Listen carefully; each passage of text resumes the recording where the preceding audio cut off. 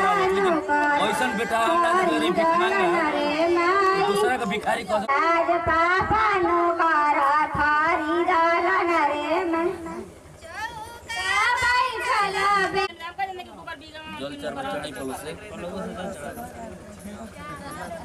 वाद्य वाद्यम समर्पयामि अर्घम समर्पयामि आचमनियम जलम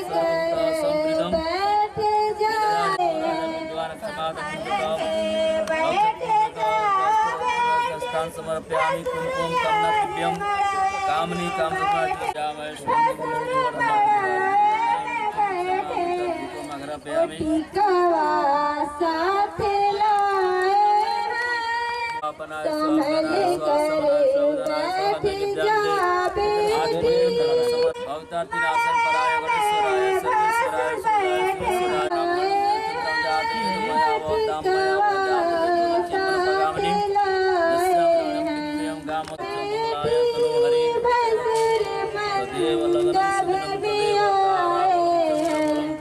विद्याबलं दैवबलं तदेव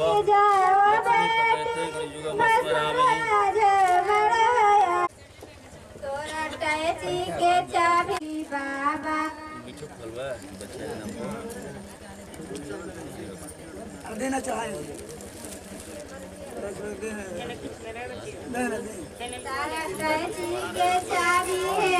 समझी की बाबा अपन फौजी लोहार घरे दिहता है समझी की बाबा अब चाबी लगा खोलता है समझी की बाबा। चलो ठीक है।